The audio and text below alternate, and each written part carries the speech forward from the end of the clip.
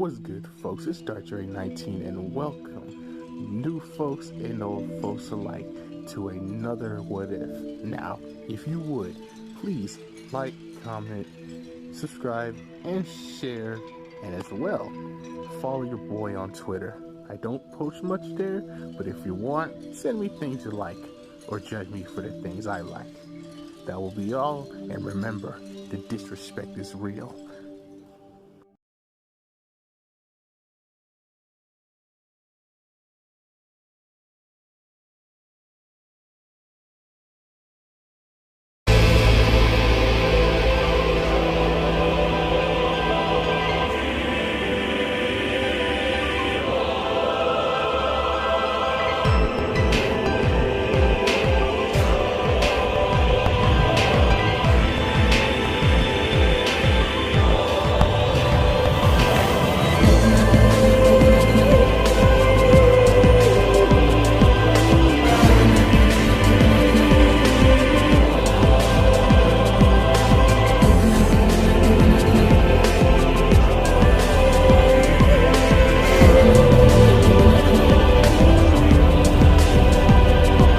What good folks, it's Dark19 and welcome back to another What If, and I believe this is what if Naruto was a descendant of the Demon King finale. So like, comment, subscribe and share, but besides all that, enjoy the video.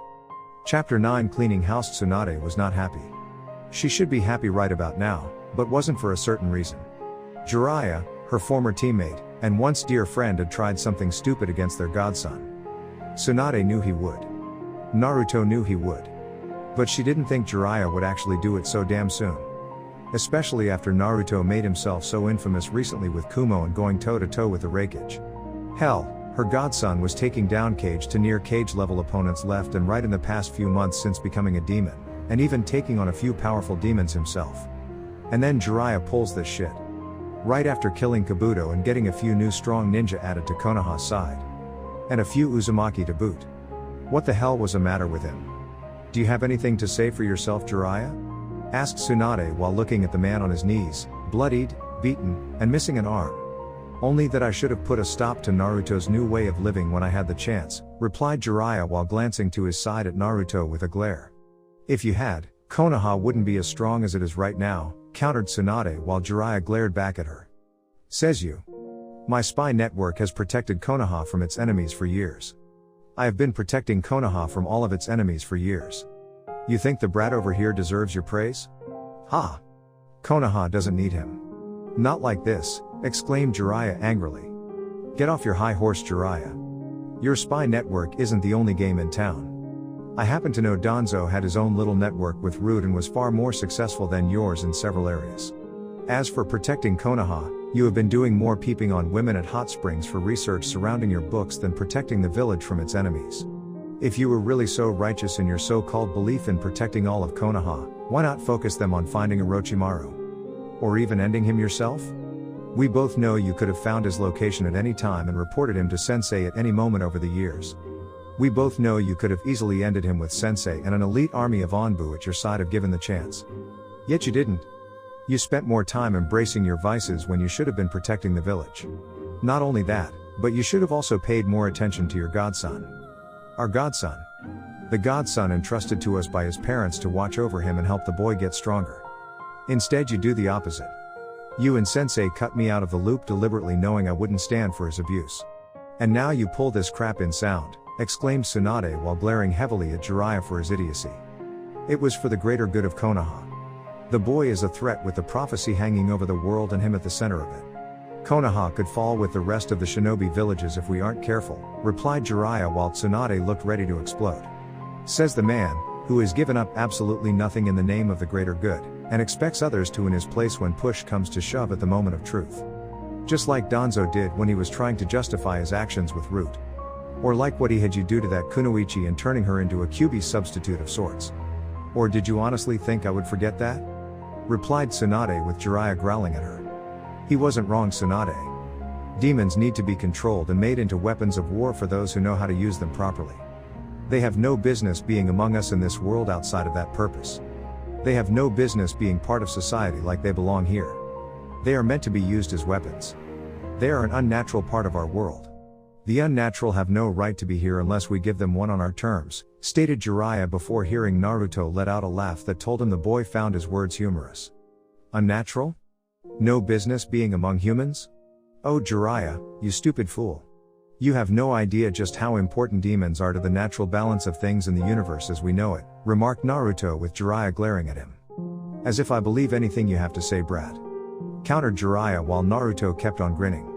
I don't care if you believe me or not, but the truth is demons have every right to exist just as much as the heavens, and the world as we know it. Picture a triangle of sorts.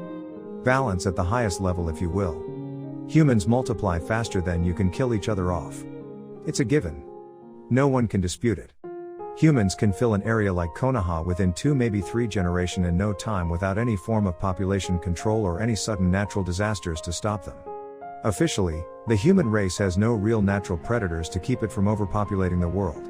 Without any real population control, humans would just overrun the world, drain every resource on it dry, and finally destroy itself when there is nothing else left to take. Like a snake eating its own tail, explained Naruto since he got all of this from Raizen when learning from him soon after his body changed. And unofficially? Asked Tsunade while listening intently to what Naruto was saying. Demons are the population control. Some demons do eat humans. Lots of humans. Does that make them monsters? Some of them, yes. All of them? No. Why? Because it's part of the cycle of balance.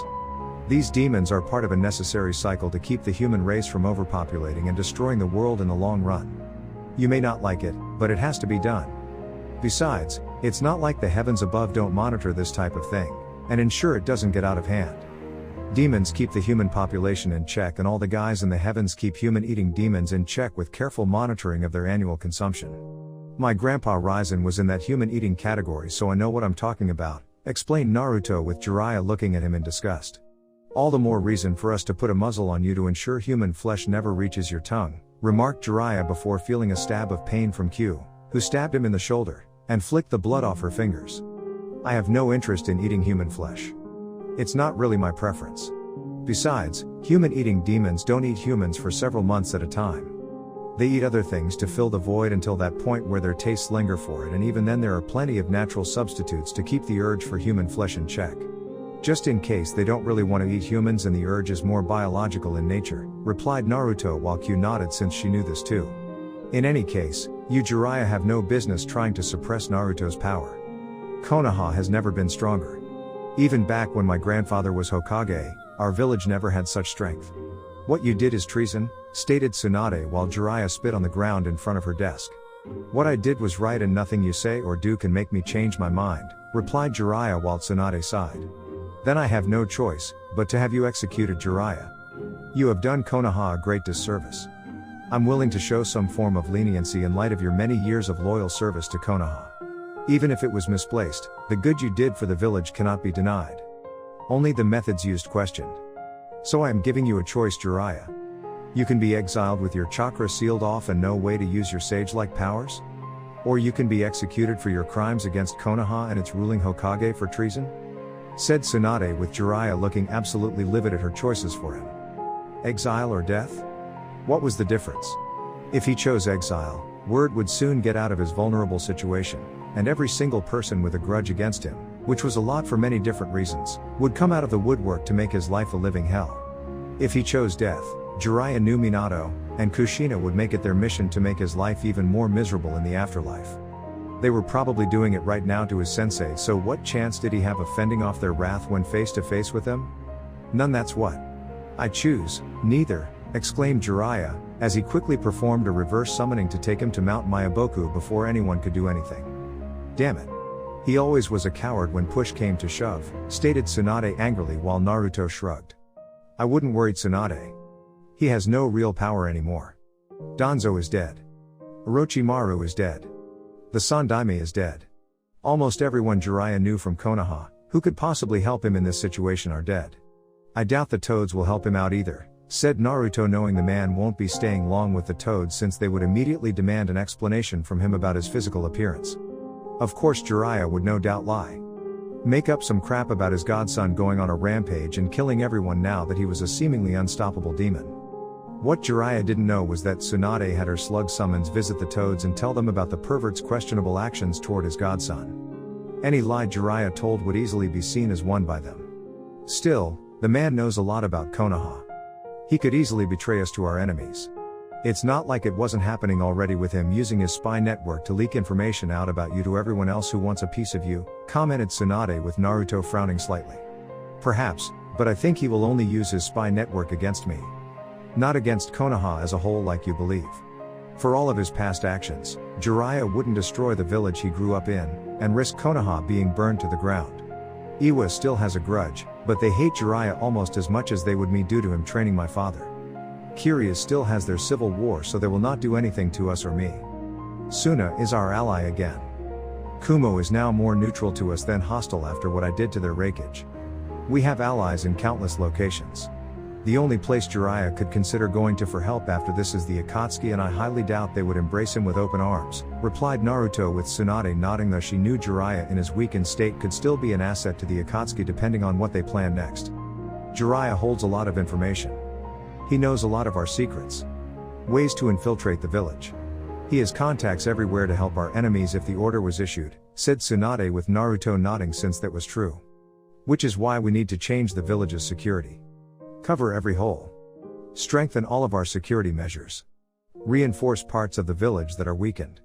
We need to make sure everything Jiraiya knows about Konoha is outdated, replied Naruto with his godmother nodding. I anticipated Jiraiya might do something and be forced to flee, so I have been doing just that. I know most of Jiraiya's means of getting into Konoha, thanks to my late sensei also keeping track of him and where he enters the village, but I doubt Hiruzen knew all of those locations, remarked Tsunade with Naruto agreeing, since it was likely Jiraiya kept a few secrets from Hiruzen for just such an emergency. I'll help with the search and the security. If anyone can find some places Jiraiya kept off the books for getting into Konoha, it's me, replied Naruto with Tsunade nodding. The sooner they plugged all those holes in the village's security the better. Uchiha Clan District nightfall 2 weeks later, Sasuke wasn't happy. He was furious. His skills were not growing as much as hoped they would. It felt like a barrier of some kind was blocking him from reaching that next level of power to confront Itachi. Like this village was holding him back. Why was he even part of this village? All it did was make him weak. All of the Konoha ninja in the village were weak in his eyes. They couldn't have held off Orochimaru's invasion against his forces when they allied with Suna. Suna was supposed to be weak, yet they held their own against Konoha during the invasion. How could he live in a village where it was tied in strength with the weakest of the major five? Even Kiryu was stronger than Suna, and they were in the middle of a bloodline civil war. He needed to get out of Konoha.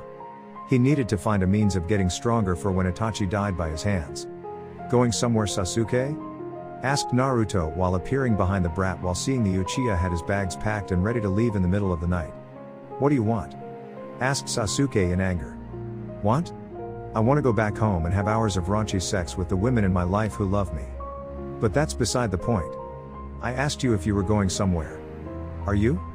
Replied Naruto while grinning at the emo for an Uchiha glaring at him. I'm going on a mission. Last minute, lied Sasuke while Naruto shook his head. Wrong answer. The Hokage would never send you on a mission by yourself. Due to you being too young, and second because you are too inexperienced. Not to mention a Jonin. If you were a Jounin or in the Anbu, it would be a different story, replied Naruto while he saw Sasuke's glare increase. I'm leaving Konoha. I'm leaving this village and you can't stop me, said Sasuke while he activated his eyes. Really? I can't stop you? Sasuke, in case you have some form of memory loss in that overinflated ego-filled head of yours, I have been knocking down cage-level opponents left and right. I killed Orochimaru, the Sandaime Hokage. I just came back from killing Kabuto and he is supposed to be as strong as Kakashi. How are you stronger than them? Questioned Naruto with Sasuke scowled harder, if that were possible, and drew a kunai from his holster. I am an Uchiha. We are the strongest clan in Konoha. I am an elite. You are nothing but a piece of demon filth, exclaimed Sasuke angrily. Says the boy who would kill his own mother for an inch of power needed to help kill his brother. Oh yeah. You're so superior to me, remarked Naruto sarcastically while he saw Sasuke getting angrier. Of course I am. The power to kill others who have wronged you is the only thing that truly matters in this world. That is the Uchiha way, exclaimed Sasuke angrily. And look where that thought process has gotten your clan. taken down to mere single digits. The blood of the Uchiha has been reduced to a trickle, replied Naruto with Sasuke growling. I won't have my clan judged by the likes of you. Or anyone else for that matter. My clan is the strongest clan in the world. We cannot be judged by anyone in existence, whether they be human, demon, or even Kami himself, stated Sasuke while Naruto smirked. If your clan was so strong and superior to others, Sasuke, why are there only a few left alive? Questioned Naruto with his smirk growing, since he knew the boy's anger was his undoing. And he wasn't disappointed. Die, yelled Sasuke before charging at Naruto blindly with his eyes activated. You first, remarked Naruto before he vanished from Sasuke's line of sight and appeared behind the angry Uchiha. Moments later, Sasuke felt something was wrong with himself. His body didn't recognize the problem right away, but it was there, and quickly turned toward Naruto where he had sensed the demonic boy's location. Of course, it was difficult to turn fully due to the fact his legs now felt like they were broken in multiple places, and his eyes showed blood-red lines around his eyes like cracked glass. Sasuke cried out in pain, falling to his knees, the kunai in hand dropped, forgotten due to the pain, and his ability to see shattering into a million pieces before seeing absolutely nothing. Naruto had broken his legs and damaged his eyes beyond repair. You demon bastard! You inferior piece of filth! Do you know what you have done to me? Demanded Sasuke while Naruto casually grabbed the boy by the scruff of his neck and began dragging him toward the Hokage tower. Of course I do, Baka. And personally, I enjoyed every second of it. Your screams were music to my ears, answered Naruto while dragging Sasuke to his destination while the Uchiha was ranting and raving like a lunatic about how he would get his attacker back for this. His spewing of curses and promises of a slow death to Naruto echoed throughout the night in the village, waking up countless people in the process, and these people seeing Naruto dragging the Uchiha to the Hokage tower where Tsunade was not happy being awake this late at night for this crap. She of course knew the Uchiha was going to run, as she had been having a few Yamanaka keep an eye on the boy in secret, going over past mental evaluations the boy had gone through, and concerns for Sasuke's mental health had notations on them by certain council members to ignore. That because Sasuke was an Uchiha, he could just power through the trauma he suffered, and overcome any obstacle in his way. Any treatment recommended was ignored by the higher-ups, and Inoiki had noticed one notation concerning Sasuke's loyalty being put into question if Konoha didn't give the Uchiha whatever he wanted in the future. When Tsunade questioned why such reports were ignored by the higher-ups, namely the Sandaime Hokage, she was told he had insisted the boy be allowed to train, and become a ninja. When asked why her sensei did it, the various psychologists in charge making sure the ninja of Konoha didn't have a psychotic breakdown, told Tsunade that the Sandaime Hokage wanted the boy to keep his drive to get stronger to one day kill Itachi, and at the same time be ready to put down Naruto in the event the village weapon got too strong for anyone else to handle. After she denied Team 7 the mission to Snow Country to guard Kazuyana Koyuki from any possible assassins, Tsunade had a team of Anbu watching Sasuke.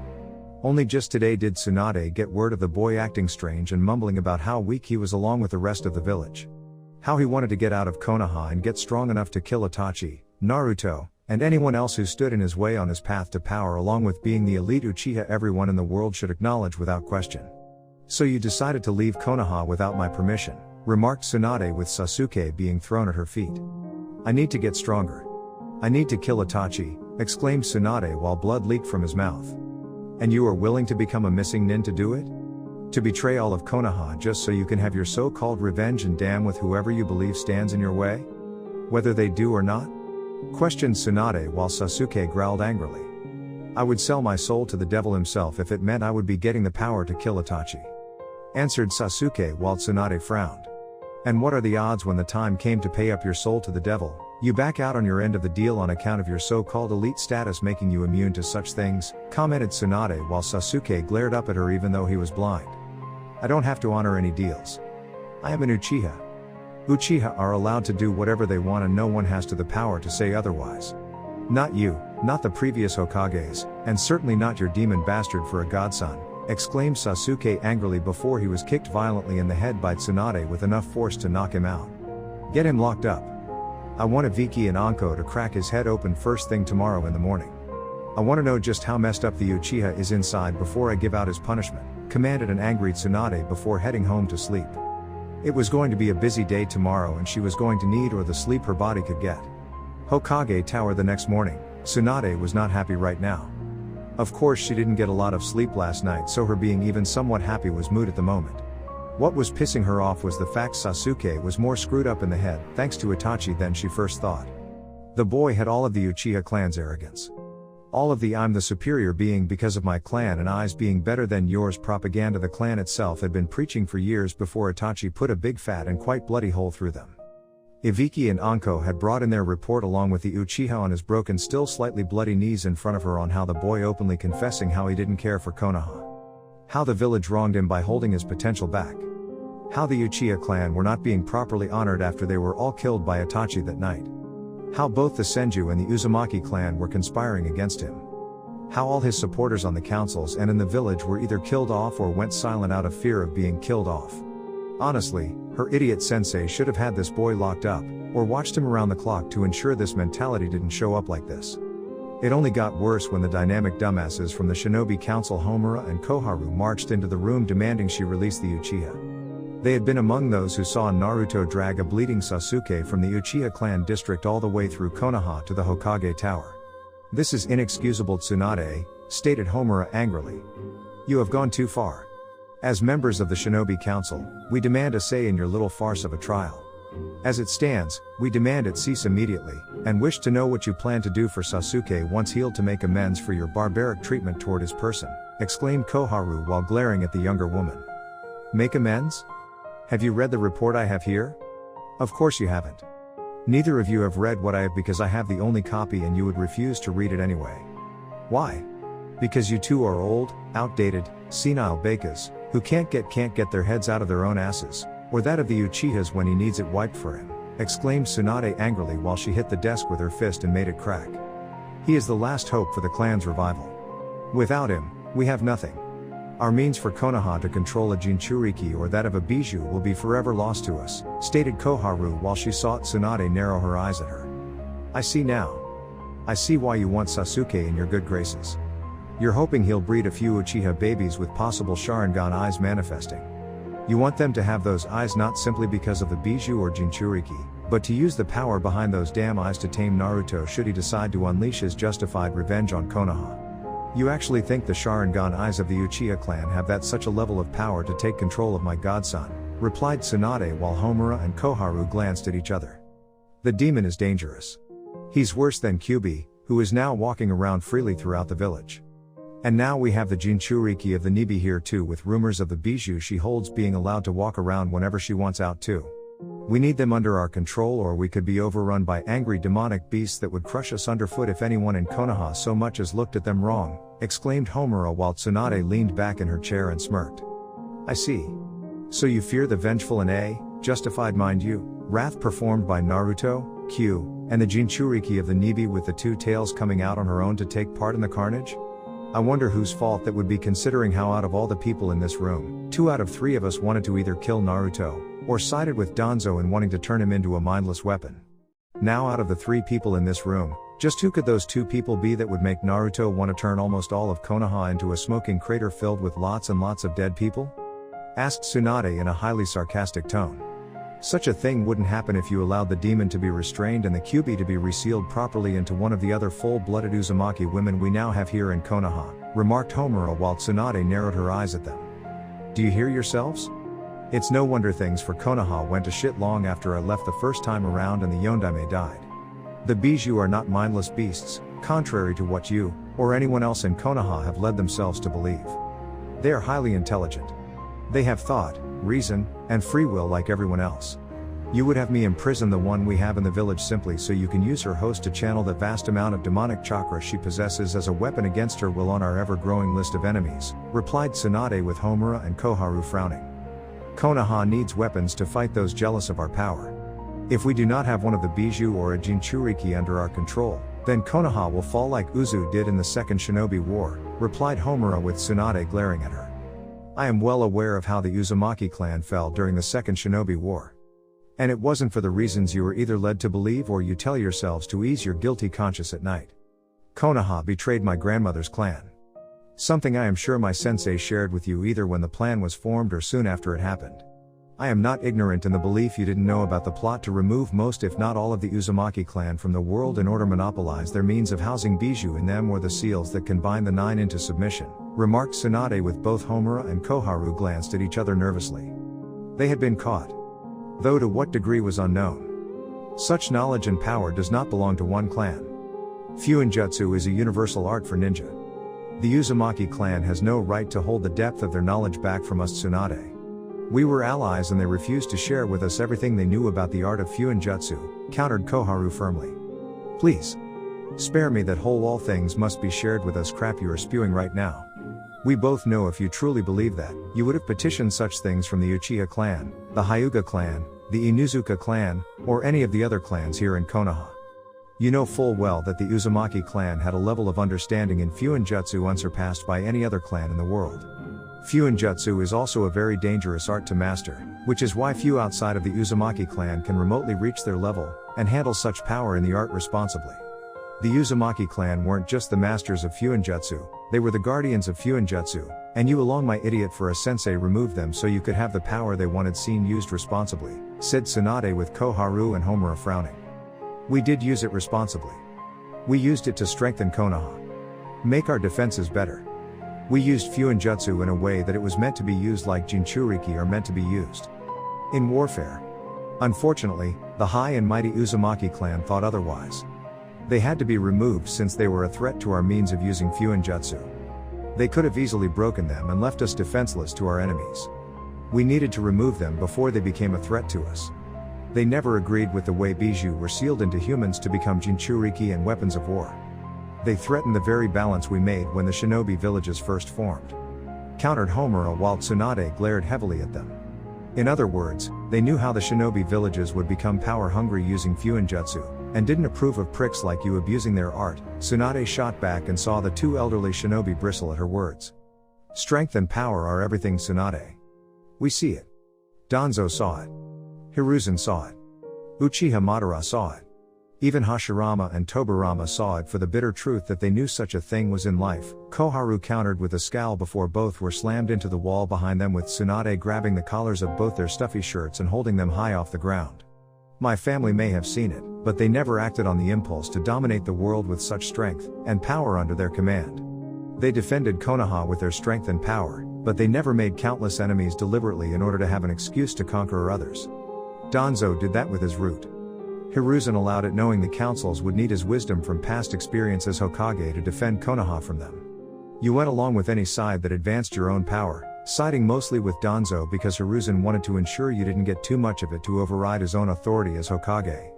Something you both wanted for a long time since like Danzo, you get off on controlling people in power you yourself don't have under your own direct command, replied Tsunade while the two idiots struggled in her grip. Unhand us Tsunade. You have no right to do this, exclaimed Homura before he was slammed against the wall again by Tsunade. No right? Well if that's the case, then make me let you go. You claim strength and power are all that matters, right? Well I have both of them. Both in terms of physically from my shinobi training and figuratively with my title as Hokage. You two are old, weak, and let your skills go slack. Even Sensei, with his age being around yours, could no doubt hold his own against my old teammate Orochimaru. Why do you think the fucking snake kept waiting so long to enact his plan against him? Orochimaru knew that as long as Sensei was still considered stronger than him, he couldn't win in a fight, and waited until their skills were evened out so there was a great chance of victory. You two have neither the strength nor the power in any sense of the word to command me to do anything, and to even try is considered to be treason against the village. Or have you forgotten that the cage of any village is the supreme authority, who governs it, and has the final say in all things? If I say kill each other in a fight to the death for the right to continue living here in Konoha, then you damn well better bust out your weapons, and fight to the death. If I say eat poisonous fish, you better do what I say, or I'll ram it down one of your throats myself simply because I can, explained Tsunade while the two still glared at her. We are the Shinobi Council. Our knowledge of all things ninja related far exceeds yours Tsunade. Therefore we have the final say in how this village runs itself. Not you as the Gondime Hokage, countered Koharu, as she now struggled to fight off Tsunade, and was failing spectacularly. It was like an infant child trying to push a dragon in a contest of strength. Your knowledge is outdated, if not archaic in nature. The Shinobi Council is in need of some fresh blood and so does the Civilian Council. All they do is bitch about how the village doesn't cater enough to their needs and demanding more rights and power over the village. Just like you, exclaimed Tsunade before throwing them onto the ground. You dare do this? We will get in contact with the Fire Daimyo.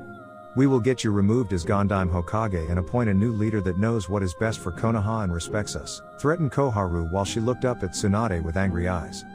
Go ahead. Tell the fire daimyo. Tell him everything I have done since being Hokage. I can counter anything you tell him and I have witnesses to back me up. After you do tell the fire daimyo everything, I will counter by telling him all your dirty secrets that stain Konoha's honor, and by extension his own. Do you think the fire daimyo will tolerate you too? Tolerate your past actions?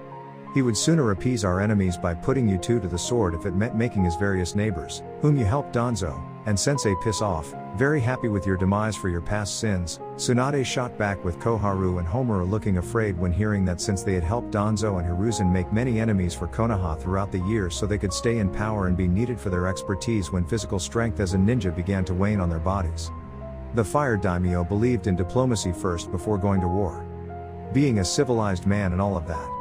If Konoha's various enemies demanded the heads of those they believed were directly responsible for their suffering, the fire daimyo would gladly hand them over. Especially if their enemies learned just how far they had gone to ensure victory for Konoha, and the lives ruined in the process. The fire daimyo would see to it that those responsible for causing the anguish of his neighbors were killed immediately. Fire country may be the strongest of all the others, but if all the other countries united in an alliance against them, things would be different. A fact Homura and Koharu were well aware of, yet made sure Jiraiya would use his spy network to spread treachery and lies to these different places to promote distrust in each other to prevent such unity. But now the rumors spreading through Konoha had told them that Jiraiya was now a missing nin after his failed attempt of getting the demon brat under control during his mission to Sound. This isn't over, Tsunade. We will not let this act go unpunished. Replied Homura while he and Koharu got off the ground before heading for the door. Wrong. This is over. Anbu. Arrest them, commanded Tsunade, and the Anbu in the room obeyed immediately. Unhand us at once, commanded Koharu, since she was sure some of these Anbu in the room were part of Danzo's route and would obey. They won't obey you. I know all about Danzo having his root Anbu mixing with the normal ones I usually had guarding me. The old war hawk did this to keep himself in the loop on all of Sensei's dealings so he wouldn't be kept out of the information circle and considered expendable. After Danzo was killed, I had Naruto and Q secretly help me in investigating which of my Anbu were from Root. After the fight with the Raikage and we got the Kunoichi Jinchuriki from Kumo, I asked for her help too. Given how Danzo had tried to capture her in the past to use for his machinations of war in the future, she was all the more willing to help me. Each member of Root is present and accounted for, as well as the hidden base underneath Konoha with all of the dirty dealings and unauthorized missions you helped Danzo back. Make no mistake, I have enough evidence to hand you over to Konoha's enemies to appease them, and I won't lose one wink of sleep at night for it, stated Tsunade while she saw the two being cuffed and escorted out of her office. Finally. I was wondering when you were going to arrest those two idiots, commented Naruto through the window and smirking devilishly at her. I would have done it much sooner, but I couldn't risk tipping my hand due to Danzo's root Anbu still being around, and them picking up the pieces of their remnants, replied Tsunade before walking over to her desk to get a drink of sake. Nice to know all those years of gambling would finally pay off when dealing with those two, remarked Naruto while Tsunade glowered a bit from his words. Her bad luck wasn't that bad when gambling, was it? Anyway, I have to take care of the Civilian Council next. Like I told those old farts, the Civilian Council has been continuing to get a fat head, and wanting more than what they should have in the first place. They were even demanding more say in shinobi affairs while you were off killing Kabuto and Sound. I am so sick of their bitching and I intend to do what my sensei refused to do, replied Tsunade with Naruto raising an eyebrow at her. And what is that? Asked Naruto curiously. Putting my sandal to their throats and watch said throats go crunch under me, answered Tsunade firmly since she knew her sensei was either too weak, too old, or possible too stupid to stop them when they did bitch to him. Now you're talking. If you ever need to have a certain physical itch scratched, my claws are always ready for you at any time, remarked Naruto before leaving a now blushing Tsunade greatly considering the idea. Damn. I might just take him up on that offer soon with all of the stress I have had since being made Hokage, thought Tsunade while Uro Tsunade was currently jumping up and down with joy inside her head with images of her have incredible passionate sex with the demon prince played out.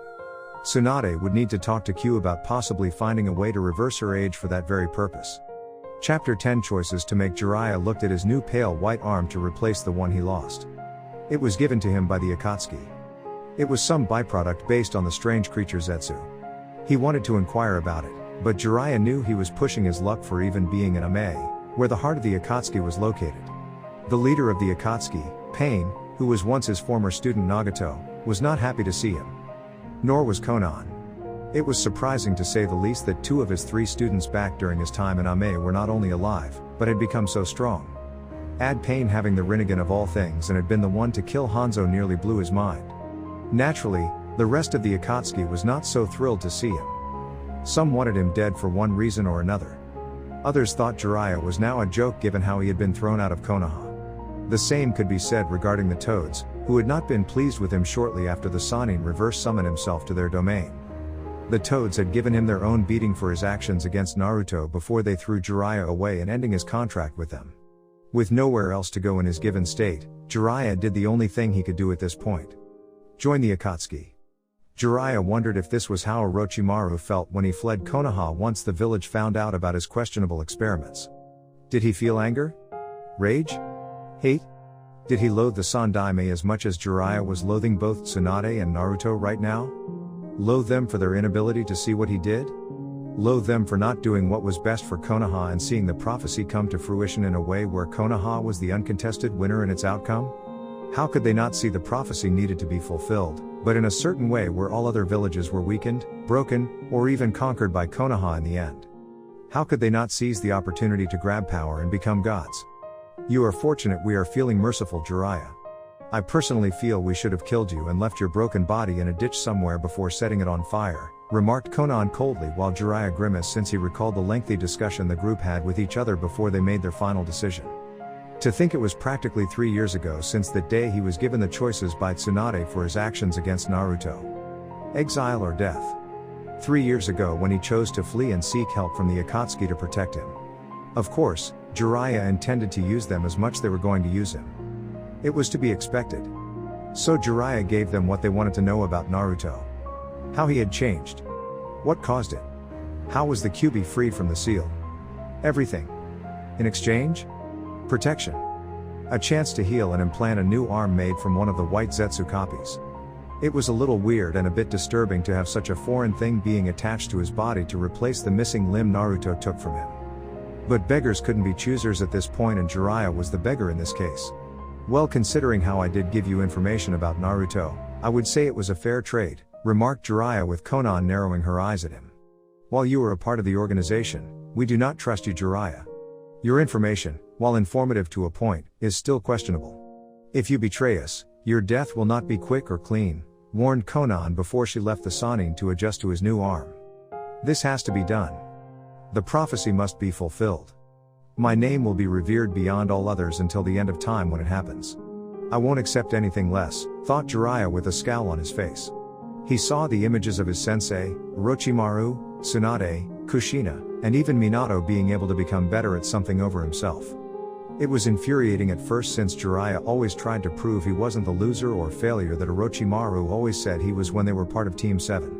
When he tried writing, his first book was considered a failure by most while the Icha Icha Paradise series was received with mixed reviews. Most male readers loved it, but the entire female population hated it? Which wasn't really fair in his mind since he was showing off the beauty of women.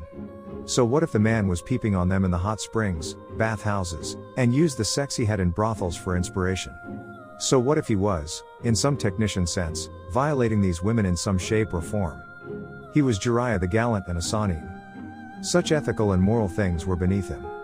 Konoha Hokage Tower, Tsunade was sighing happily at finally having her paperwork being finished and in nearly record time. Not surprising given how the Shinobi and Civilian Council had been using the bureaucracy of their positions to make the mountain of paperwork increasingly high.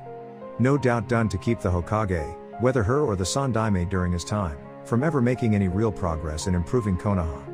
Plenty of bureaucratic red tape used to in a way that would remove either council from a position of power. However, due to the actions of the Shinobi Council and the Civilian Council when they started to do their own bitching, Tsunade had enough. She had them all arrested and had Ibiki and Anko go all out on them to know exactly what they were doing, or lack thereof, with their positions while her sensei had been in charge. Not surprising, Ibiki easily made them all sing. Even less surprising was what Ibiki found in terms of the crimes they committed. The Civilian Council was corrupt. No question about it. They had been pilfering money from Konoha for years. Seeking protection from Danzo, Homura, and Koharu in exchange for their protection. Not that it really mattered. Koharu had revealed during her own session with Ibiki that Hiruzen already knew, but still indulged all of them in order to use it should they ever need such ammunition. Not only that, but some of the civilian council had been aware of Danzo's various projects within Root and were funding said projects with the stolen money. The reason? These projects were meant to prolong natural life well beyond the normal parameters. While those working on the project were nowhere near the level of Orochimaru in terms of genius, they were still attempting to push things to reach the desired level of progress the Sannin would achieve in half the time. Seeing as how most, if not all of the shinobi and civilian council had wrinkly skin, gray hair, and the signs of aging horribly over time, it was expected. Given most of them had decrease in muscle mass, bad back, poor eyesight, failure of vital organs one place or another, it was no surprise some of them funded such projects. They didn't want to kick the bucket just yet. They wanted to live long-lasting lives and in their cushy positions even longer regardless of how unethical the experiments were since lives were ruined or killed as a result. Good thing they were all dead right now so such a thing was a moot point. Speaking of such things, Tsunade knew the Uchiha brat was still rotting in his cell. All the while spewing anger and hate out of his mouth. Uchiha clan is superior this. The Uchiha clan will be avenged that. It was infuriating to no end. Sometimes she wondered why the brat was even alive. Oh yeah. Sasuke's damn Sharingan. How could she forget? The people in the Uchiha went on about the damn dojutsu. Even after all this time, the brat still had supporters in Konoha wanting him to be released and blaming Naruto for everything that happened to Sasuke. Why were people so stupid in regards to Jinchuriki, former or current, and the Uchiha clan being filled with arrogant jerks? And like all jerks, they also tried to make Naruto's life, and the life of all those close to him miserable. Sometimes, they were harassed, called names, and even had food or rocks thrown at them when walking in the streets. In the last 3 years, over 300 mobs and riots had formed just for one reason or another in the hopes of bringing Naruto along with his loved ones down. And true to form, Naruto showed them no mercy in destroying them all in violent brutal ways worthy of his position. Hence why the number of supporters for Sasuke had thinned considerably over the years and those who denounced Naruto were not as strong. Difficult to do when you were dead or brutally maimed beyond healing. You can't put it off any longer, Tsunade-sama. The Uchiha just won't stay quiet while he is locked in his cell, said Shizune, knowing Tsunade decided to give Sasuke a chance to redeem himself, even if the Uchiha was going to squander it. Can't say I didn't try, said Tsunade, since she did try to get the Uchiha to see things her way regarding Konoha and the truth of what really happened to his clan. Only to throw it back at her. First, Sasuke called Tsunade liar. How the Senju were trying to slander the Uchiha clan name. How she was trying to make sure the clan was stained with dishonor. Of course, the Sandaime Hokage's journal showed the proof she needed to shatter Sasuke's words. Not that it stopped his ranting, as the boy's mind twisted further to embracing the idea of the Uchiha clan preparing a coup over denying it. Sasuke was soon ranting about the greatness of the Uchiha clan. How everyone feared it. How they feared his clan's power and corrupted Itachi into doing what no one else in Konoha could do to the Uchiha clan. Tsunade told him how he should keep it to himself. How if word reached the Akatsuki of Itachi's true allegiance, they would kill him on the spot. There is always a possibility of that happening due to Jiraiya having joined the group 3 years ago. Itachi had sent Tsunade a secret communique informing her of Jiraiya becoming a member after very heated debate over whether or not to include him happened. He also requested additional orders since the, secretly, loyal Uchiha was not expecting Jiraiya to be a part of it. All she could do was reply back telling Itachi to stay put, but keep his eyes out for any signs of being set up in a trap. Fortunately, Jiraiya had been too focused on getting into the Akatsuki and using them to strike back against Naruto to focus on revealing Itachi to being Konoha's spy within the group. Though for how long was unknown. Jiraiya, in his own twisted, stupid, and utterly perverted, in more ways than one, if not moronic way of thinking, was loyal to Konoha. A strange warped version of it at any rate. Jiraiya had hoped to bring it into reality while casting down the one it had become along with those in it that try to resist. To bring about what he perceived Konoha should be and remove those who were not worthy of it. Inoiki had believed that this happened due to the Sandaime had neglected Jiraiya a great deal during their younger years and young adult years due to Tsunade being a Senju and Orochimaru being a prodigy. Yet the Toad Sannin spent a great deal of his adult life doing everything he could to gain the old man's acknowledgement. As such, the Sandaime had manipulated Jiraiya, discreetly, to being completely loyal to his way of thinking in the process. Not hard to do when Orochimaru going rogue and with Tsunade leaving Konoha, via their own machinations, to go drink and gamble. Hiruzen had used Jiraiya's thirst for acknowledgement to make the Sannin believe the Hokage needed him as the years went by. How could Jiraiya refuse?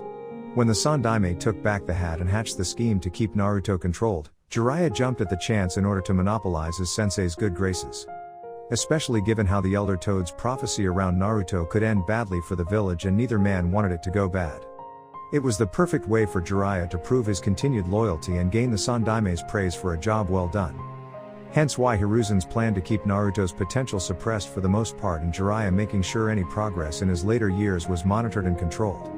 Once the prophecy was fulfilled, Jiraiya had standing orders from the Sandaime to have the boy disposed of, which entailed being locked away in a seal room, in a coma, and having several women impregnated with his children with the unlucky baby, regardless of the gender, chosen to have the Kyuubi sealed inside of them. Tsunade wished she could bring her sensei back from the dead, if only beat him to death without mercy in a slow and painful manner. Even from beyond the grave, the fool was making problems for her and would no doubt feel no regrets on the issue if alive to see what his actions set in motion following his death. Shoving thoughts about her sensei away, Tsunade walked toward the prison cells where Uchiha Sasuke was being held and guarded by a small group of Anbu. Their orders were to kill the boy instantly should he successfully make it out of the cell. Not that he could. This cell was laced with churka seals, which drained all but the amount needed for someone to stay alive. The Uchiha had been chakra draining shackles and weights with a chain attached to the floor in the center of the small room. A collar with an explosive seal was on the brat's neck that could be triggered if the brat escaped his cell in the prison section he was currently in. It also had a failsafe built in where attempting to remove it would trigger the explosive seal. "Has the prisoner said anything?" asked Tsunade while staring at the door. "Just the usual, Hokage-sama. We were actually wondering if you could put a seal on him that would make the brat stop talking for the rest of his life," said Anbu Bear while the Senju woman thought about it. "At this point, we might as well consider such a thing due to his ramblings," commented Tsunade before the door was opened to find their prisoner within it. "So the mighty Hokage graces me with her presence once more." "How thoughtful," said Sasuke from his position in the cell while Tsunade scowled at the traitor. "Considering how no one else has visited you since being locked up, I'm being generous with my visits," replied Tsunade with Sasuke chuckling. "Really? You're not just coming in here to make sure I haven't escaped? To make sure your worst nightmare, if freed, is still in his prison? His cage? Like some animal?" asked Sasuke while Tsunade smirked. "First off, you can't escape here, Uchiha. Second, you're not even a threat to a child at this point after all the precautions we took once locked up. Third, even if you did get out of your cell, there are still numerous fail-safes all over your body to ensure you don't leave this building alive. Fourth, you deserve to be locked up like a rabid animal after acting like one up until this point. You were very lucky no one had to stomach, smarts, or the courage to lock you up or put you down up until now. The only reason no one did was the hope you would one day find a woman to make little baby Uchiha with and they would bring your clan back to greatness," replied Tsunade with Sasuke scowling. "Get me out of here. Give me the power to kill that loser. Give me what I want and I will give this village 1,000 children from as many loose women I can find to carry my clan's seed," offered Sasuke with Tsunade scoffed. "You had your chance to repopulate your clan Uchiha and blew it. Nearly every girl your age had some kind of dream growing up and becoming your wife. They dreamed of giving you a small army of little Uchiha children. All you had to do was be a good little brat growing up, become a shinobi, a man, and it all would have happened. And what do you do instead? You decide to go rogue. Leave Konoha on your stupid little quest to find and kill Itachi while seeking out Orochimaru's bases to take what was left behind as your own in some quest for vengeance. You just could not wait until you were older to do things the right way," countered Tsunade with Sasuke glaring even harder. "I don't want to kill Itachi anymore. Not after I learned the truth of what Konoha did to my clan," said Sasuke while he sent an accusing glare at Tsunade, as if she was the one who gave the order. "Don't give me that look, brat. I wasn't even in the village when it happened. My sensei did along with Danzo and the elders. Instead of simply removing all of those who were plotting the coup against Konoha, they had the stupid idea of killing off everyone. Itachi only agreed to it because he loved you and wanted your life spared. He was tasked with doing what few would have the courage to pull off and wanted to repent with his life by having you be the one to end him. He placed the Uchiha clan's future on your shoulders, but the village twisted his hopes and dreams of what you would become growing up. The village turned you into a spoiled, arrogant brat, who thinks the whole world deserves to submit to his wishes every single time," replied Tsunade with Sasuke snarling. "The world should submit to me. To my clan. For taking everything from me in life. I lost everything and Konoha is responsible. The village debt to my clan must be paid and with interest, said Sasuke with Tsunade narrowing her eyes at him. And what about the rest of the people in the world? The ones who suffered far worse? If you deserve something back as claimed, why do they have to take a backseat to their own entitlements? Asked Tsunade while Sasuke scoffed and glared harder. No one has suffered more and you know it, exclaimed Sasuke with Tsunade not even looking intimidated. Oh really? You think your clan was the only one wiped out in the history of the shinobi world? How many shinobi wars have we had? Oh yes, 3. In those 3 wars since the founding the shinobi way, major clans from all over have been reduced to a mere trickle. Villages and homes have been wiped out. Nearly destroyed. Kiri has had a bloodline civil war, which caused the entire annihilation and genocide of various clans with no one to carry on their legacy in the years to come. Are you going to tell me that those people who were hit by all these things and even managed to live through them didn't suffer worse than you? Countered Tsunade with Sasuke snarled. No one has suffered worse. No one. Any suffering those people went through was a pale comparison to what I went through. No one can compare their suffering to mine and my clan. Everyone else is beneath us. Beneath me, exclaimed Sasuke with his mind clearly not being all there and the insanity showing in his eyes. You've clearly lost your mind, commented Tsunade with Sasuke struggling to get out of his chains, if only to put on a show of defiance to her. Get these chains off of me and I will prove how right I am, challenged Sasuke while Tsunade scoffed. Nice try Uchiha. You haven't been able to train for roughly 3 years. Your meals are just enough to keep you alive. Your muscles are weak, your skin is deathly pale, and your body had become thin and sickly.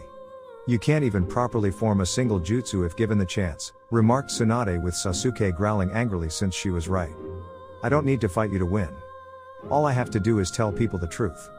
The truth about how my clan were butchered by those in charge of this village. The truth that this village screwed my clan and my brother over.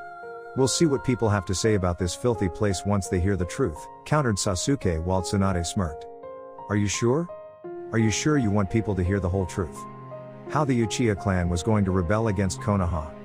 How they refused any kind of negotiations and wanted to take control of the village with everyone not an Uchiha being made a slave. Challenged Tsunade since she had read through Fugaku's personal journal her sensei had obtained following the Uchiha clan's liquidation. She knew the only reason her former disgrace of a sensei even kept the damn thing in his office was in the off chance the decision to wipe out the Uchiha had to be justified to the public eye. An Uchiha doesn't barter or negotiate. That is for weaklings. An Uchiha takes what we want and kill anyone that stands in our way. It has been like this since the Warring Clans era and all the way back to when the Uchiha clan was found. Taking and having power is the only thing that matters, said Sasuke while Tsunade sighed at how pathetic the boy sounded. You are an idiot. Absolute power corrupts absolutely Uchiha. Say you obtained power and became some walking godlike entity. Don't you think other people will be aiming to take you down? One way or another? What if you have children with the same mindset as you and see your presence as an obstacle standing in their way? Are you going to kill your own children to stay on top? Are you going to let them kill you so they can stand on top of the mountain? Absolute power and ambition does not recognize blood relations, said Tsunade with Sasuke's glare growing more evil looking. I don't need blood relations anymore. Even if I don't hate Itachi anymore. Even if he had his reasons, I don't need him. I just need power. Power to dominate others. Power to rule over the world. Power to live forever.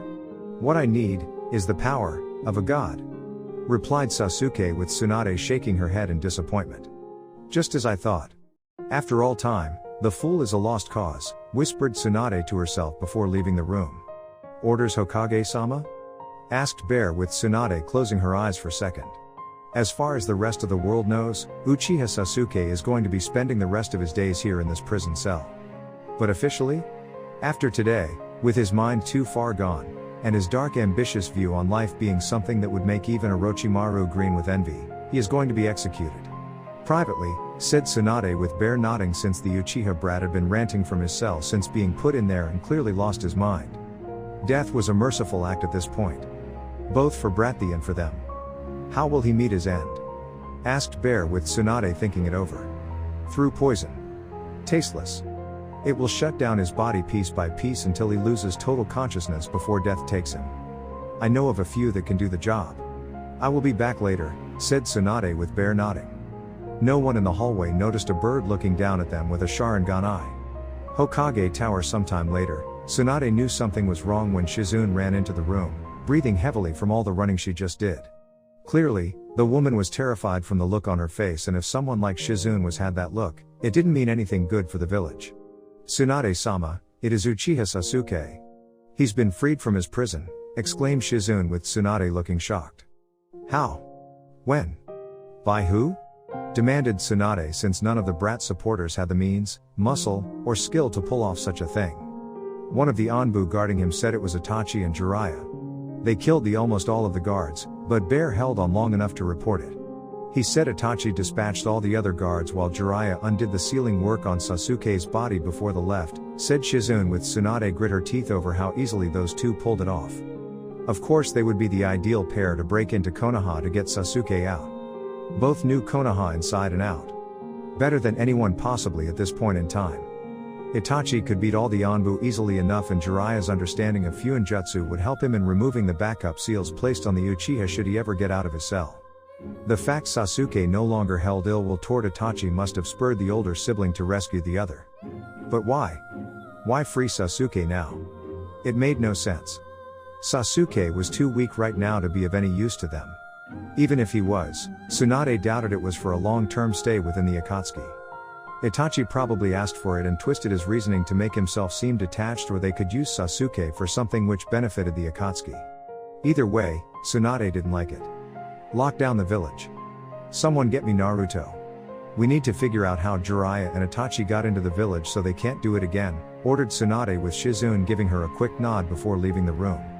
Barely 10 minutes later, Naruto walked into the room looking annoyed and pissed off at the same time. Tsunade didn't blame him. He had constantly told her time and time again to forego any kind of rehabilitation on the Uchiha. To just kill him and be done with it. But Tsunade told him it wasn't possible at the time. At least not yet. The brat had become an annoyance not only due to his clan name, but because those who supported said clan name. Of course, with those said ranks thinned considerably over the years to the point where Tsunade could remove the Uchiha quietly. Only for this to happen. As for Naruto, he was quite peeved at the point. He was at home, having some super sexy fun time with his girls. Hanabi and Konohamaru were out training with shadow clones watching them, when it was interrupted by Shizune. He hated when someone interrupted his super sexy fun time. The last person who did that was some kind of salesman trying to sell his cabbages, and both were turned into dust. Shizune didn't have to worry about that though. He respected her too much to turn her into a bloody smear or ash to be scattered into the wind. Besides, the other women in his life were currently tying Shizune up in a bed and expressing their displeasure using the art of pleasure to turn the woman into goo. Figuratively speaking. So he escaped. Thanks to his brother and Urosenin, deduced Naruto, since he felt this might happen in the future. Or the attempt at any rate. Yes. Itachi and Jiraiya entered Konoha somehow and made off with Sasuke after my old teammate removed the seals on his body, said Tsunade with Naruto growled. I don't want to say this, but, I told you so, commented Naruto with Tsunade sighing since he had told her so many times before today. I know. But killing the brat would have caused problems for us, countered Tsunade with Naruto scoffing. Please. His support base ended over a year ago. The people who denounce me, but cheer for him has dwindled down to a trickle. Whether through my actions or the fact the idiot willingly chose to betray Konoha in order to obtain power left he believes was left behind at Orochimaru's bases, commented Naruto with Tsunade being unable to argue that point with him. In truth, after word got out of Konoha cleaning house with a noticeably large portion of the village populace either being locked up or killed, the fire daimyo himself decided to visit demanding answers. Apparently, he was hearing rumors or whispers from people in his court about this situation. Cousins or friends of the people dead or locked up and were demanding his assistance on the issue happening in his shinobi village. So with that in mind, Tsunade told him everything. From start to finish. How she had to have these people put down or locked up because they were not loyal per se when it came to Konoha. Some of those who were locked up turned out to be traitors to Konoha from the start. Revealing details and secrets to Iwa and Kumo in order to spite Tsunade simply for not controlling or punishing Naruto and Q simply for existing. Tsunade had gone on about Konoha populace had been slowly poisoned over the years with arrogance that they were invincible. When she tried to make them realize they were being stupid and arrogant, the village populace had tried to secretly and not so secretly go against her. Hence why they were either killed for treason or locked up for slightly lesser offenses. Of course, the people against Tsunade saw this as possibly their one and only chance of removing Tsunade from office. They had formed a massive protest, or rather as large as they could given their thin numbers, and tried to get the Fire Daimyo's attention. Only for it to backfire, since the Fire Daimyo had seen all the irrefutable evidence prior to the people rallying in protest of the Hokage. He had to agree with her assessment of the entire situation given how the late Sandaime and Konoha as a whole had handled things regarding Naruto. While not a religious person by nature, even the Fire Daimyo knew it was best to honor a contract with a deity when bargains with one was made.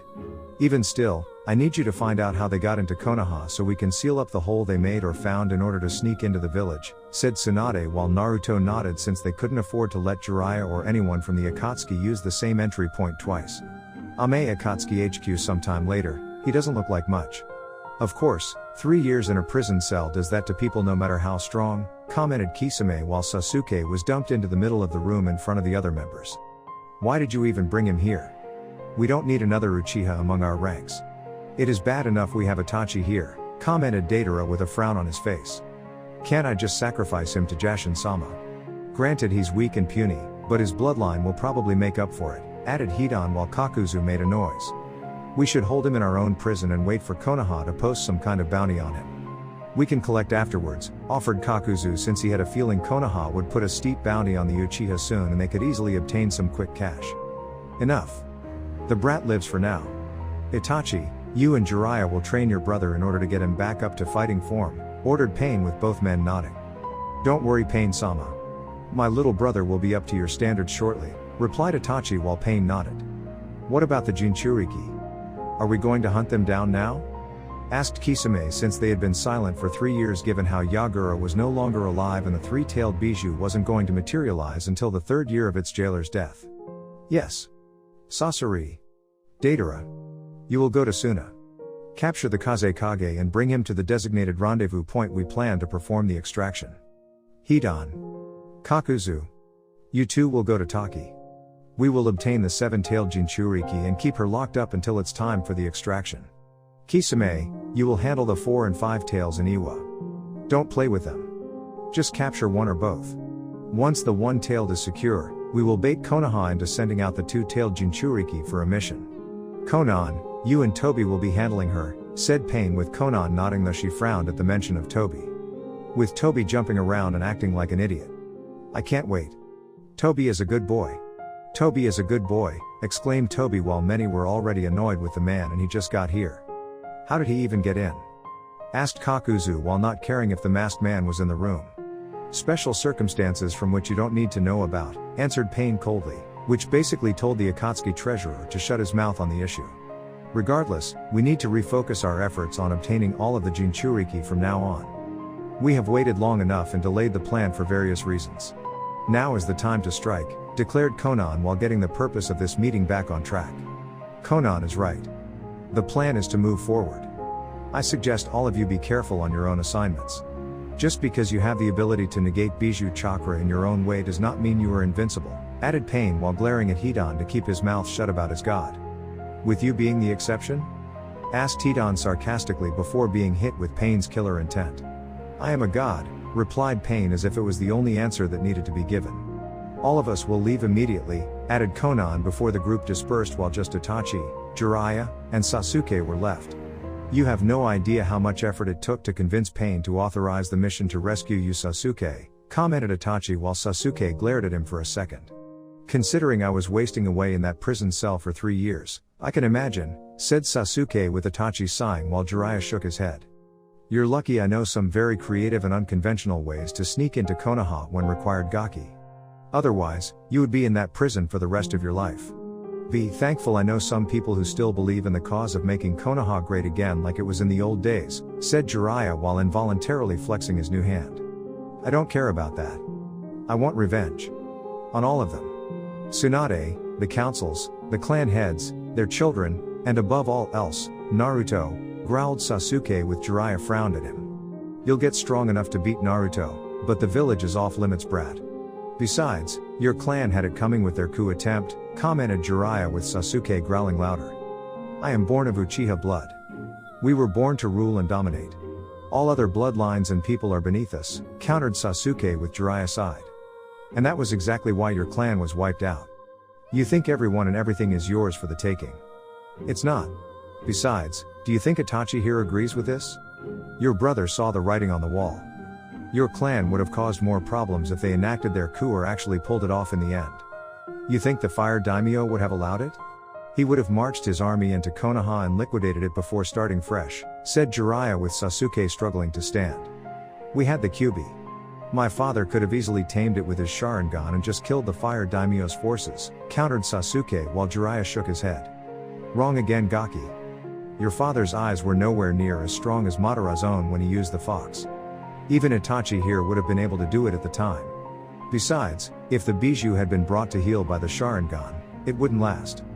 The influence from them is temporary and takes a great deal of chakra to maintain it. Your father never had it. No one except Madara himself had it. Besides, if your father ripped the fox out of Naruto, the Shinigami would have made his appearance soon after and found out about my sensei's own actions against Naruto. In short, your clan would have felt the wrath of a very pissed off deity.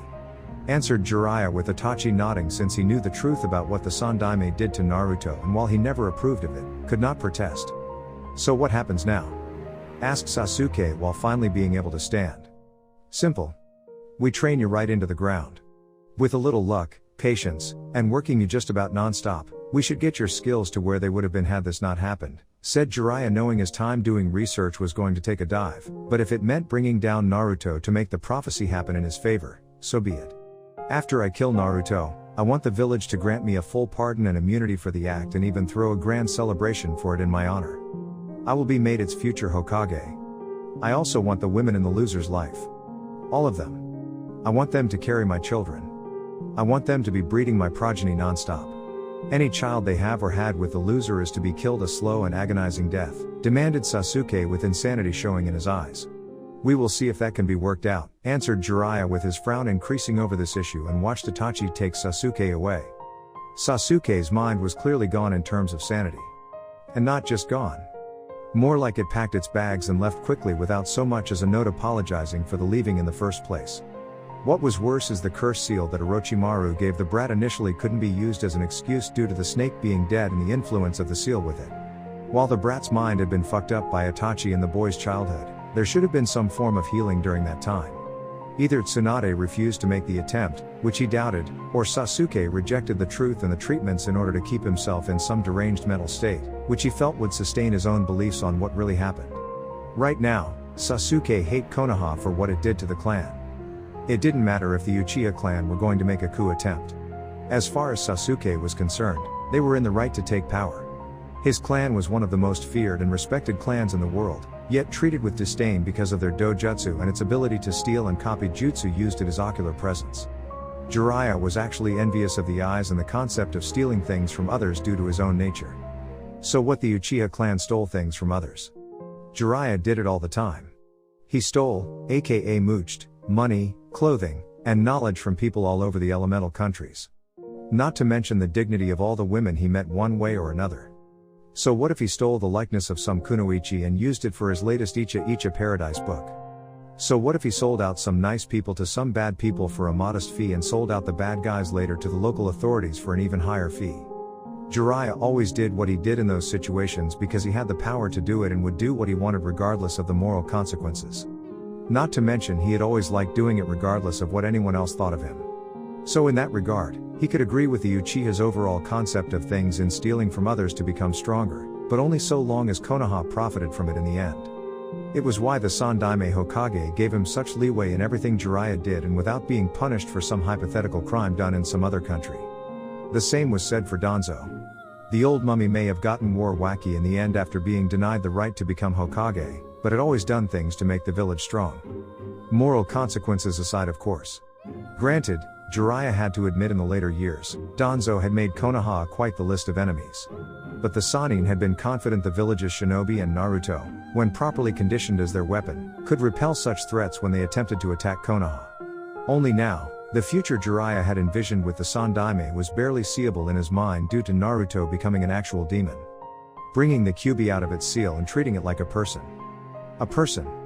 They weren't people. They were mindless beasts. All 9 of the Bijou were basically Churka-formed animals and needed to be tamed as such. beaten into submission, commanded to obey their masters, and thrown into some closet on a shelf to be used at a later time. As far as Jiraiya was concerned, Naruto was perverting the vision and dream that had been planned since the Sandaime first became Hokage. Years of planning, scheming, backstabbing, and decisions plotted down to the minute had practically gone to waste. The long-lasting peace the Elder Toad had foreseen and told in the prophecy was now out of Jiraiya's reach. His greatness from training, aka molding and manipulating, Naruto into crushing Konoha's enemies and ending the cycle of possible future wars by wiping out the other villages was ruined. That was how Jiraiya thought Naruto should be trained and taught into bringing peace to the world. Make the boy believe the other villages were the cause of the pain, suffering, and horrors of the world. Create a hero complex in him so he would fight for Konoha and do the right thing in order to bring peace to the world by annihilating the village's enemies. And if the stupid naive boy somehow did figure things out and learn the overall truth of Konoha being the real monster, well, Jiraiya or the Anbu would have put him down, with the rest of Konoha's forces being able to finish what they made Naruto start. By that point, Konoha's enemies would be too weak to fight back and all the bijou would be in the village's possession. So much to do for the glory of the true Konoha, my vision of her, and the prophecy that will get me out of everyone else's shadow for all time, thought Jiraiya while planning to make sure his own dreams become reality. To be known as the man who trained the child of prophecy foretold by the Toads and to finally get the recognition he rightfully deserved. With Pain and Konan, we both know the brat will fail. No matter how hard Jiraiya and Itachi train him to be at the level you want, remarked Konan with Pain nodding. I know. But they are a means to an end. Jiraiya will die by our hands eventually, but we need him despite his mindset, remarked Pain with Konan looking unsure. I suspect Itachi is spying for Konoha. It is no coincidence that Jiraiya knew just how to contact us 3 years ago and knew of our situation since only our highest members were informed of it, added Konan with Pain nodding again since he suspected the same thing. True. And Itachi did vouch for Jiraiya as well. If he is a spy, the Uchiha is possibly the best Konoha has to offer. He used his clan's own massacre to get into our ranks because we wouldn't consider the idea of him sacrificing them to get into the Akatsuki, said Pain with a frown on his face. About the Uchiha massacre, didn't you mention at one point how Tobi was there too? How he confessed to helping Itachi in secret? Asked Konan with Pain frowned further. You suspect Tobi knew and allowed Itachi to come into our ranks despite being a spy for Konoha? For what purpose? Asked Pain with Konan shrugging. I don't know, but the idea of Tobi using us all for some grand scheme from which only he benefits is the only one I can think of, answered Konan with Pain's eyes narrowing at the implication of Tobi or Uchiha Madara trying to play them as puppets for his own secret plans. Unacceptable. And if he is planning something, chances are, Zetsu is in on it too. He has been working with Tobi for some time. Neither can be trusted if they are planning something behind our backs, added Pain with Konan frowning. They are too powerful to remove as things currently are now, commented Konan with Pain thinking it over. Now being the current term. We must wait and plan accordingly. We must be covert here, Konan. Officially, it's business as usual with the Akatsuki. But in time, we will have a trap prepared for them in the event our suspicions do in fact become true, said Pain with Konan nodding. Play along with their allies for now until the truth was revealed. Kill revealed traitors later when in a position to kill was right. Konoha Hokage's office 2 weeks later, I gave you a chance to get your head out of your ass, Kakashi. But the fact you did this just further proves something is wrong in your head, said Tsunade while she looked down at the tied-up Jounin. I can explain, Hokage-sama, whimpered Kakashi with Tsunade growling angrily. Explain? Explain what, Kakashi? How Jiraiya contacted you? Asked for your help in getting Sasuke out? How you said yes of all things? How about helping him come up with a way to get into Konoha undetected and steal the Uchiha out from under us? Do you even care that the men guarding the brat are dead? Some you had served with since becoming a Genin at the start of your career? How the flying fuck can you explain that to me? Asked Tsunade with Kakashi wincing at each question she laid at his bound feet.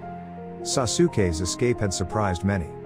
Even more so when Jiraiya and Uchiha Itachi were the ones to pull it off. All the high-ranking shinobi from Jounin to Anbu and even the clan heads knew the Hokage had been plugging up every hole, leak, and means to get into Konoha. So for those 2S ranked men to get inside of the village after such a major security overhaul meant someone on the inside had helped them get into the village. A traitor high up there with Orochimaru and Madara. I can only explain what I can. Jiraiya said Sasuke needed to be freed. He said Naruto was going to destroy the natural order of thing. How he had to be stopped. How the Elder Toad's prophecy was misinterpreted until recently. Jiraiya said someone he trained would seek to destroy the shinobi world and another student would be the one to save it. With Naruto becoming a demon of such incredible power with several powerful Bijuu backing him, Jiraiya believed he was the former while Sasuke could be the latter if his bloodline was allowed to develop to its fullest, said Kakashi while Tsunade growled even louder. And you believed him? Asked Naruto, who was behind Kakashi with the fingers in his right hand twitching slightly with the impulse to rip the man's spine out of his body. Not at first. But, I had no reason to believe he was lying. He was Sensei's sensei after all, replied Kakashi, which earned him a growl from Naruto. If you didn't believe him right away, why didn't you see fit to warn your Hokage about this? Asked Naruto with Kakashi with the man being silent for a moment. Because a part of me wanted him to be right. A part of me was hoping he was right about Naruto and Sasuke, answered Kakashi in a defeated tone. So you could honor Obito's memory. Why is his memory more important over Minato's own? Asked Tsunade with Kakashi glancing back at Naruto. Because like the rest of the village, I hated Naruto too. My hatred for him outweighed my love for my sensei. Even before his change. Every day I saw Naruto grow and try to push himself to get stronger. I saw Minato sensei. I saw the past. I saw what I had lost. I saw what I believed was the reason my sensei wasn't alive anymore. I initially wanted to take care of Naruto after his birth, but the Sandaime would let me do it. Said I was too emotionally unstable. How he needed me to be an Anbu and work from the shadows until Konoha could return to full strength. When I refused to leave Naruto alone, he told me the fox escaped that night due to Kushina's pregnancy. He said Naruto's birth caused it all and Minato sensei wouldn't have died had his son not been born, said Kakashi with Tsunade growling. Turn your love into hate. A hate that was allowed to fester and grow like a cancer, said Naruto with Kakashi nodding. I knew I shouldn't have let such things get to me. I know the difference between a kunai and a scroll. When you spend as much time with Fuinjutsu masters as I did, not knowing the difference would make me the stupidest person in the village if not the world, replied Kakashi with Naruto scoffing. No. Just damn well close to it. I would have thought after all the shit that happened and the truth revealed, your mindset would have changed, commented Naruto with Kakashi sighing. And it did. Everything that happened to you, the truth that was hidden by the Sandaime and Jiraiya along with the elders with their own agenda. But Jiraiya, he said it was all done to fulfill a higher calling. A higher purpose. How Naruto was standing in the way of Konoha's prosperity and greatness with his life not being controlled or dictated to a plan set in motion long before his birth. He said if we didn't set things back to the natural order of things, it would mean the end of not only Konoha, but the very world as we know it, explained Kakashi with Tsunade scoffed at her former teammate's words since he would try to portray things in such a manner. Meaning Jiraiya's way of doing things as sensei wanted and keep the natural order as he sees them. With Jinchuriki as weapons of war, tools to be used and abused for as long as they have usage. Not to mention keeping anyone who don't like the status quo in chains or in the ground dead. Not to mention his name doesn't get recognized through the ages as the one who taught the so-called child of prophecy and getting him out of the shadow everyone else around him. My mother, father, the Sandaime, Orochimaru, Itachi, and even you Tsunade cast an incredibly large shadow over him. He wants his own that will dwarf all of them by far. If the child of prophecy won't play ball, he'll find someone else to try filling that position while killing the predecessor to the tile, said Naruto since he knew the Sannin has inner security issues with his own person and how growing up to be considered a second and third string shinobi in terms of celebrity or infamous, depending on the point of view of people, status when compared to others. Every shinobi village had a spy network. Jiraiya's own was just more effective despite him treating some of his contacts with little respect. Namely those who were women. As for Fuinjutsu, while it was considered difficult to understand or do, the Yondaime and his wife along with the rest of the Uzumaki clan, when they were around, had outclassed the Sannin's work several times over. And don't get people started on his writing. It was smut. No plot. Just porn being written down from a dirty mind. And peeping on women in order to get inspiration no less with none of the women get reparations for it. Jiraiya peeped on them and used their likeness and forms without their consent. It was as close to rape as you could get without it being rape while being more along the lines of stealing. Still, it was hardly the point. Not to mention it didn't exactly put Jiraiya in a positive light considering he usually thought with his second tiny head that was between his legs over his equally if not tinier brain. Jiraiya cared more about the pleasures of the female flesh over actually training to get stronger. Naruto felt if he actually put in as much effort into being a shinobi as he did in being a self-proclaimed super pervert, the man would actually be worthy of the respect his ego demanded of him. It was a shame Jiraiya had to drag other people like Kakashi down with him. "I want to help. I want to make amends for this," said Kakashi while Tsunade narrowing her eyes at him. "And you think I will let you have another chance? You had it 3 years ago, Kakashi. I almost thought you were going to pull it off, but you caved. You knew better from day one and you threw away any chance to make things right. The only real option before me right now is to ensure you don't do it again. Ever," stated Tsunade with Kakashi's eye going wide in shock. "Hokage-sama, please reconsider this decision. I am a loyal shinobi of Konoha. I can still be an asset to the village if you let me," pleaded Kakashi with Tsunade's eyes narrowing. "After what you did? What you helped Jiraiya do? No. You will be dealt with and plans will be made to combat the Akatsuki. Take him away," commanded Tsunade with a pair of Onbu taking Kakashi away to deal with later. "We have time, Tsunade. In Sasuke's current condition, Jiraiya will have to train the fool non-stop every day for months if not years on end. And that is after they get him medical attention to help combat his declining health from rotting in his dungeon," said Naruto, knowing Sasuke wasn't in the best of health and wouldn't be long after he recovered from being locked away for so long. "Agreed. But the Akatsuki can still cause damage during that time to give the Uchiha a means to get stronger to possibly fight you on even terms," said Tsunade with Naruto scoffing. "The fool can train for a century straight under Jiraiya, Orochimaru, and Uchiha Madara himself for all I care. He can't reach my level. He never could reach it without someone trying to lower mine first," stated Naruto while still slightly angry how it took nearly an entire village, its corrupt Hokage, and various other factors to keep him so weak. "We can't let this action go without a response.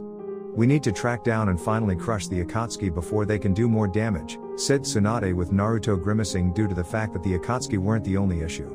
"That's all well and good, but you do know of the other issues aside from the Akatsuki that is making our life difficult," commented Naruto with Tsunade groaning since she had forgotten for a moment. Iwa and its damn old fart for its Tsuchikage had learned of Naruto's heritage and had spent the last few years stomping their feet angrily. It didn't matter that Naruto had gone toe-to-toe with the Raikage of Kumo and won. Or faced a S-class demon in spring. Or quite a few other deeds worthy of praise. Iwa wanted Naruto dead for the sins of his father in the last war and intended to get it through the man's son.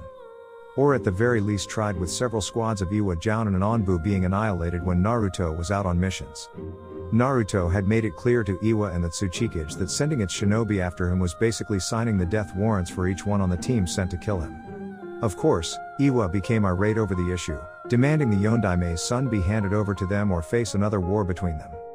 Konoha of course sent a long letter with a very long list of reasons why Iwa would lose said war and be crushed without mercy if they try anything. Konoha had 2 Bijou to match Iwa's own 2. The former Jinchuriki of one said Bijou was stronger than both. Konoha's own shinobi force was the strongest it's been since its founding. They had a long list of allies who would gladly provide aid in putting Iwa in its place. Needless to say, Iwa backed off, at least officially, in terms of wanting to fight Konoha for the chance to kill Naruto. However, Aniki was a stubborn old man, who let his own stubbornness imprint itself into his shinobi. He also imprinted patience onto them despite the bloodthirsty feelings bubbling inside of Iwa once Naruto's heritage was discovered. So they would be patient and wait. Wait until the time was right to strike out against the son of the Yondaime. Iwa will keep their distance for now.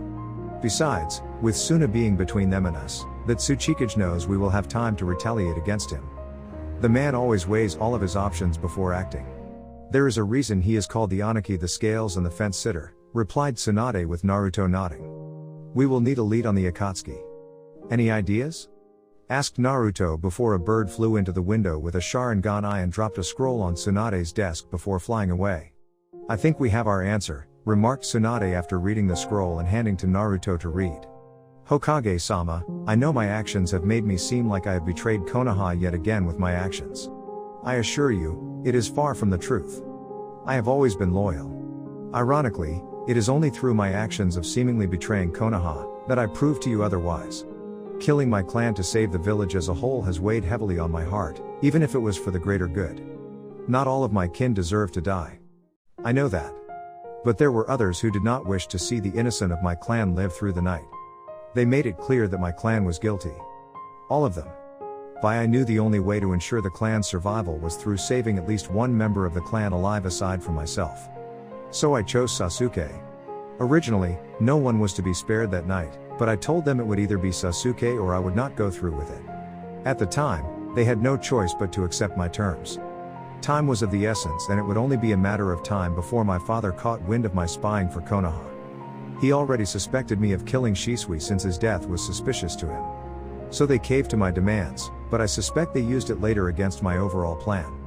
And I was right. They perverted my intentions by poisoning Sasuke's mind.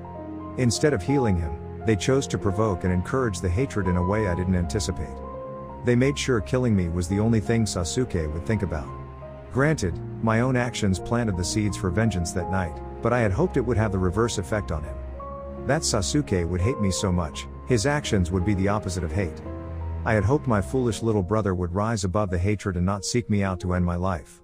Sadly, my plan backfired and everything I have done has only produced poisonous fruit. Sasuke is broken.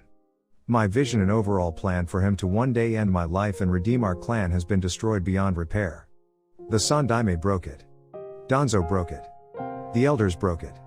Konoha at the time broke it. And more importantly, I broke it.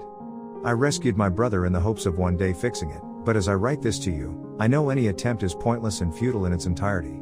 I also plan to set things in motion so that in the event the damage could not be fixed, I would reveal where to find the Akatsuki HQ, where we are currently residing. The Akatsuki HQ in question is in Ame. Yes, that Ame.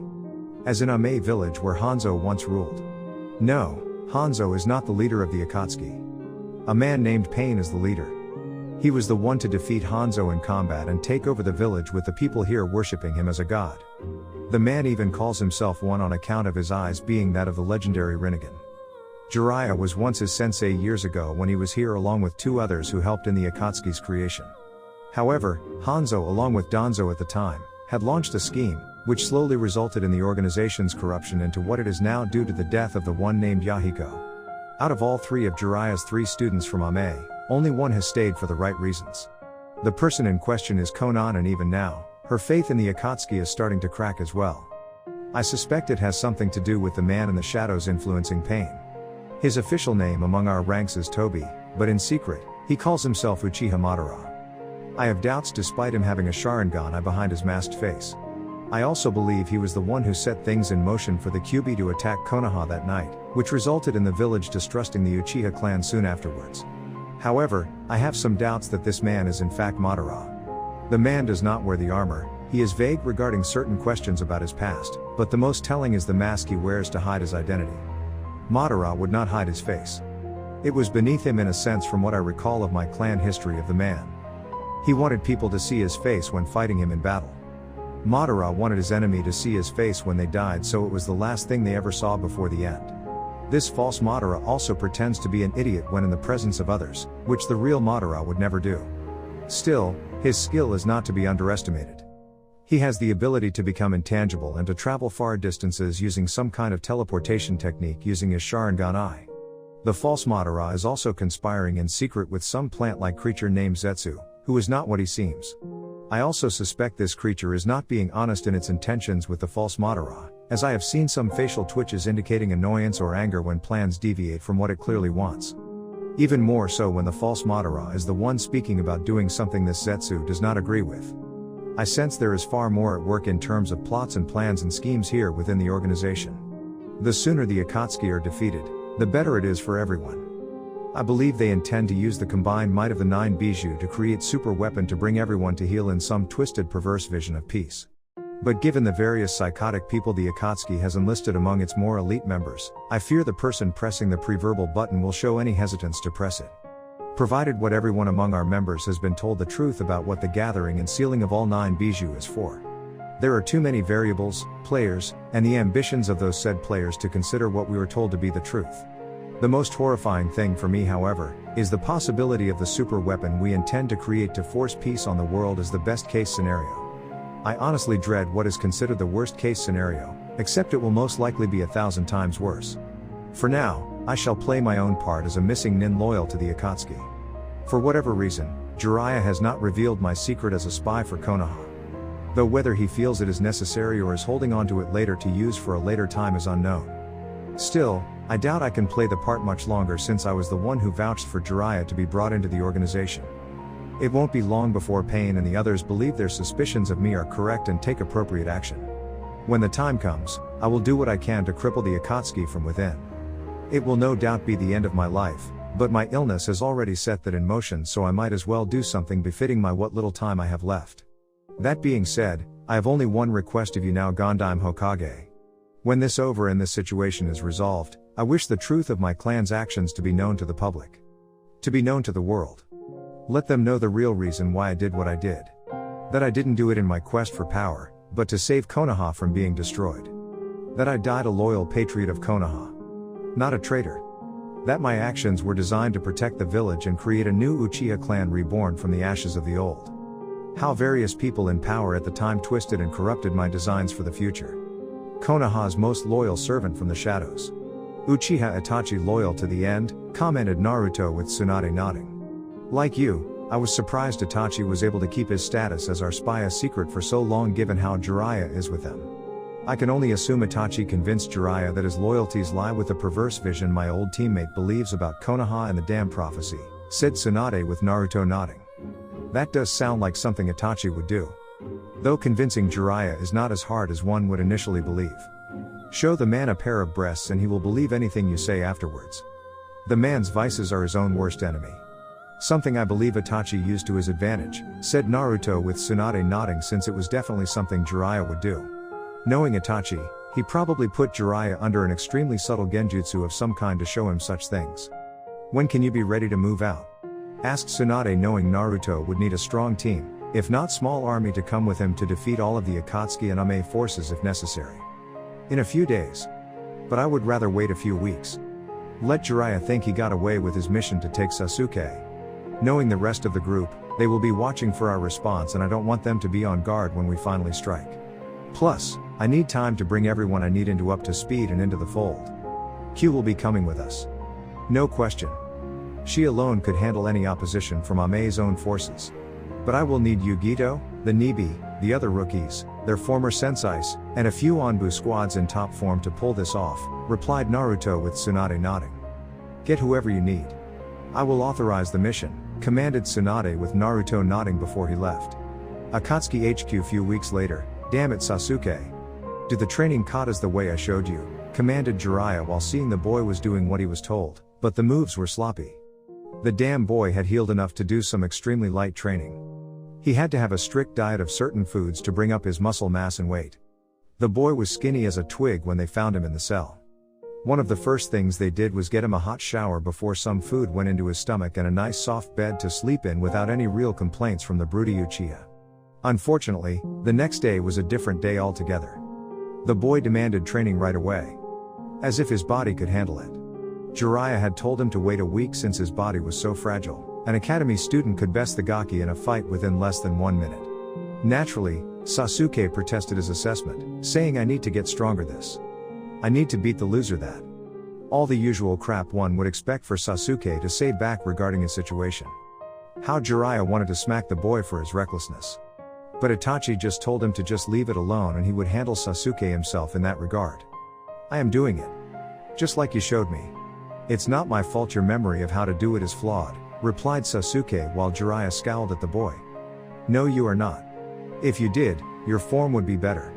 Instead, it looks like you don't have a clear thought in your head in terms of movement. Your body is still recovering, you are pushing yourself harder than you should, which is only causing further setbacks, and you are being a disrespectful little shit. Jiraiya shot back and saw Sasuke glaring back at him. I am an Uchiha. An elite. I will not allow my physical problems hold me back. Now teach me something useful, commanded Sasuke with Jiraiya sighed and pinched the bridge of his nose. Kami must be punishing me in some way. I just know it, thought Jiraiya and looked at the scowling boy with disgust. Why couldn't things be easy on him just this once? Thanks for listening and remember the disrespect is real. Goodbye.